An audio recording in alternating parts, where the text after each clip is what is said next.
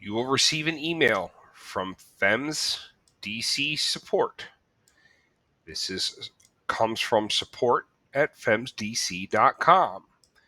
In big, bold letters here at the bottom of this email, it clearly states that this is an auto-generated email from support@femsdc.com. Do not respond to that email address. We do not monitor it. At the bottom of this email, you will see a CPAT parking document. It's a PDF, tells you where to park. You can see the address of the CPAT testing facility, which we talk about. The most important part of this email is this link right here. So it helps to Control C to copy it to your clipboard. Come up here to a new taskbar, and we will put a new taskbar link in. That Control V, and here we are. You now have the scheduling portion of the CPAT. The first question you are asked is if you want to participate in the CPAT mentoring. This includes the 2 mandatory practice tests.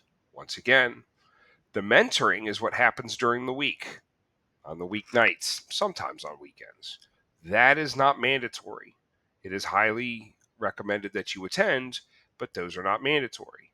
The practice tests are mandatory if you want to participate in the mentoring. This gives you 2 extra opportunities to test. The ones who typically don't attend those are ones who can't make those specific days, or those who come from out of town, and sometimes those who know they are going to pass. Those are typically ones that have taken CPAT in the past and have passed. So in this case, I'm going to select yes to participate. Now I'm given a calendar. Your calendar, when you receive it, the dates of availability will be in green. In this case, the 6th here on this particular calendar, it is green. This is the only date, and this is for ease, so you can see what is available. So I'm going to select on the 6th here. You see over here, it gives me the option for reporting time and available slots.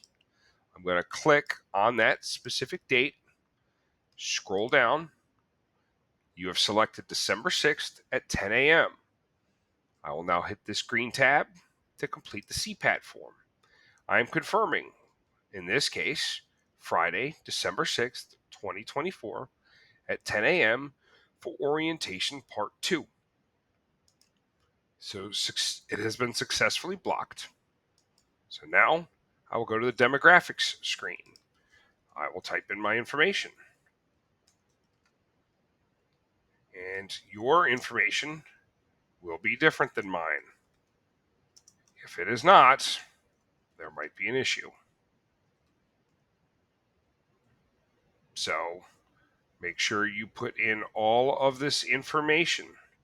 At any point, if you need to restart, just refresh your browser. And in that case, it will wipe it clean and you start over. Make sure you put in your emergency contact information. And it is imperative that you put this in. Not that we want anything to happen to you, but as long as you're participating in these activities, there is potential for a need for emergency contact.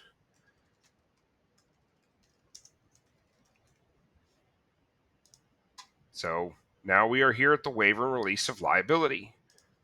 You're going to type your name, read everything, go here to signature, type in your signature. Now down here, the green box, adult waiver. You will see that it is the CPAT, the date of the activity, when the waiver ends, and the location of the activity. If you look here in blue, this is the CPAT manual. The IAFF has a very large manual that discusses the CPAT. My suggestion to you is download it and read it. Take a look. At least browse it. So read this document here. Type in your name. Put in your address.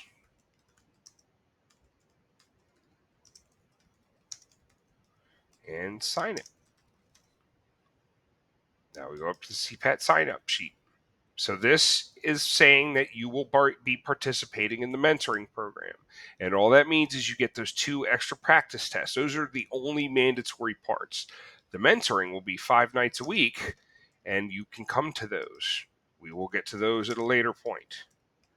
But in this case, to fill out your forms, make sure you print, sign, and now you go to your CPAT instructions and agreement form. This is you acknowledging that you understand you have to complete these in their entirety in order for you to be considered passing the test. So read everything, sign at the bottom, and confirm. Now you are scheduling your orientation part 2, and it gives you the date and time. If you don't pass at orientation, you will get these for your practice tests and your final tests and your final retest. Each one of these is going to have a different label right there. In this case, once again, this is the orientation part 2. And you have now booked that successfully, and we are complete. Right here, you see the confirmation, and you will get a separate email with all of this information on it as well. It clearly writes here, you have sent a confirmation email to your email address. Sorry, we have sent a confirmation email. So, if you want to download the parking instructions, those are right here.